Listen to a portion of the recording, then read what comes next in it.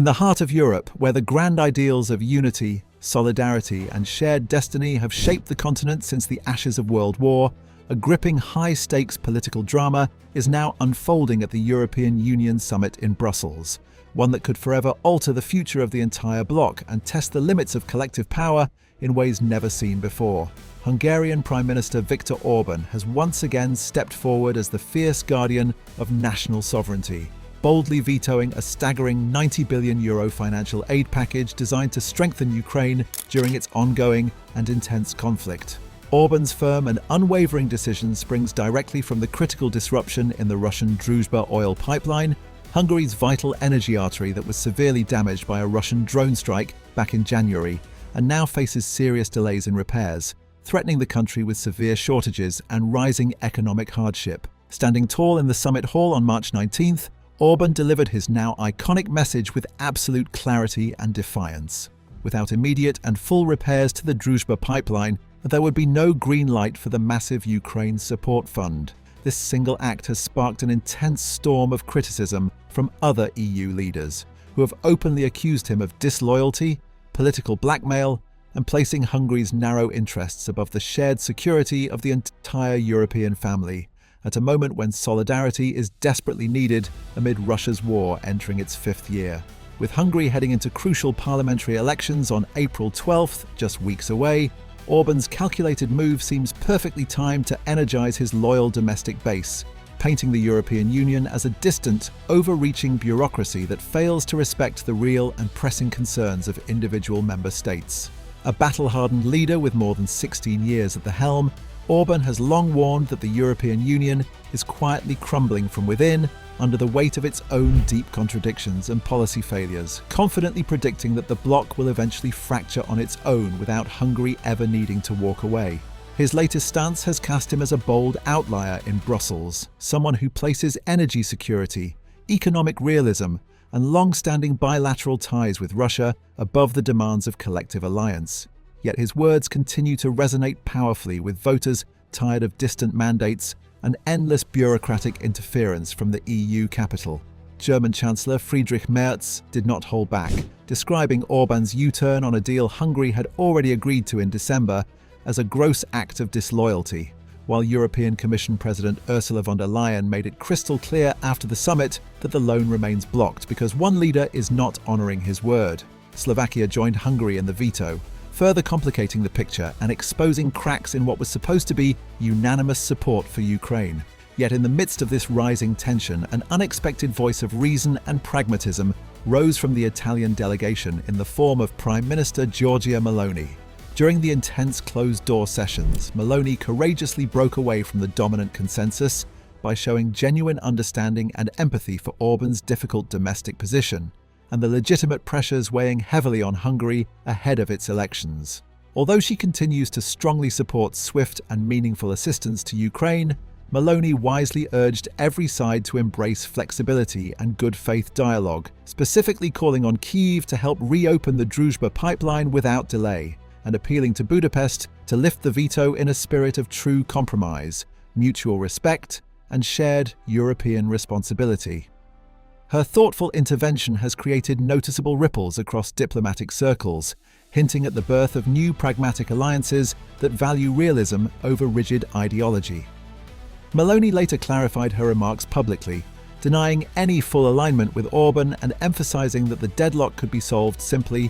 flexibility from both sides, reopen the Druzhba pipeline on one hand, and automatically unblock the 90 billion on the other. This balanced and forward-looking approach perfectly mirrors her larger vision for a stronger, more competitive and economically resilient European Union, one that must urgently review and lighten the burden of overly strict green regulations, secure true energy independence, and focus relentlessly on survival and prosperity in an increasingly unpredictable and competitive global landscape. Beyond the immediate veto and the pipeline dispute, the broader implications of Orban's stand are sending shockwaves through European capitals and beyond. For years, Hungary under Orban has consistently challenged EU migration policies, judicial reforms, and climate targets, often standing alone against what he describes as an elite-driven agenda that harms ordinary citizens. This latest confrontation over Ukraine aid is not an isolated incident, but the latest chapter in a long-running battle for the soul of Europe itself. Analysts point out that if Orban's veto holds, it could delay critical funding for Ukraine at a time when the conflict continues to drain resources and test Western resolve, potentially encouraging other skeptical member states to follow suit and demand similar concessions on energy or economic issues. The Druzhba pipeline, once a symbol of post-Cold War energy cooperation, has now become a flashpoint that highlights Europe's lingering dependence on Russian energy routes even as it seeks to diversify. Economists are already warning of ripple effects. Prolonged gridlock could push up oil prices across the continent, slow recovery from inflation, and weaken investor confidence at a moment when global markets are already jittery from tensions in the Middle East and shifting US policies under the new administration. Meanwhile, Meloni's role as a mediator adds a fascinating layer of complexity. As a leader who rose to power on promises of national pride and economic revival, she understands the delicate balance between supporting allies and protecting home interests better than most. Her call for pipeline repairs and veto withdrawal is being seen by insiders as a strategic move to prevent a full-blown crisis that could weaken the EU's negotiating power on the global stage, especially with rising tensions involving Russia, energy markets worldwide, and the need for a united front on everything from sanctions to competitiveness. Diplomats note that her sympathetic tone in private, acknowledging that things change and that she would understand if in Orban's shoes, sparked quiet debate about whether a new era of Europe of nations thinking is emerging, where sovereignty is no longer viewed as a threat, but as a necessary foundation for a healthier, more flexible bloc. Other leaders, including those from Central and Eastern Europe, still reliant on similar energy routes, find themselves caught between loyalty to Brussels and the practical realities of keeping lights on and factories running. If compromise is reached through Meloni's bridge-building efforts, it could set a powerful precedent for future disputes, proving that dialogue and mutual concessions can strengthen rather than weaken the European project. The summit has also exposed deeper fault lines within the Union regarding energy dependence, foreign policy independence, and the pace of integration. With Hungary's elections looming large on April the 12th, many observers believe Orban is using this standoff to rally voters around a narrative of defending Hungarian interests against both Kyiv and Brussels. Should he win re-election, his position might harden even further. If not, the next summit in late April could see a dramatic shift as the bloc looks to punish or isolate Budapest through funding freezes, legal action, or even Article 7 procedures that strip voting rights. Yet even in defeat, Orban's defiance has forced Europe to confront uncomfortable truths about its own vulnerabilities. The delicate threads that have long held European integration together, one vital pipeline, one decisive veto, and the courageous steps taken by Orban and Meloni, now stand at a crossroads that could either reinforce the bloc's unity or push it closer to deeper fragmentation and change.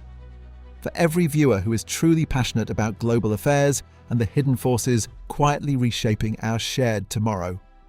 this unfolding story delivers profound and eye-opening insights into the future of alliances, economies, energy security, and the very meaning of collective strength across borders.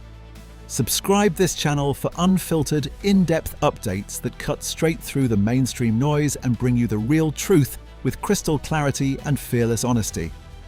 As Europe bravely navigates these turbulent and historic political waters, the decisions forged in these hallowed halls will send powerful ripples far beyond the continent itself, shaping international relations, global energy markets, economic stability, and the enduring idea of unity in an ever-changing and uncertain world.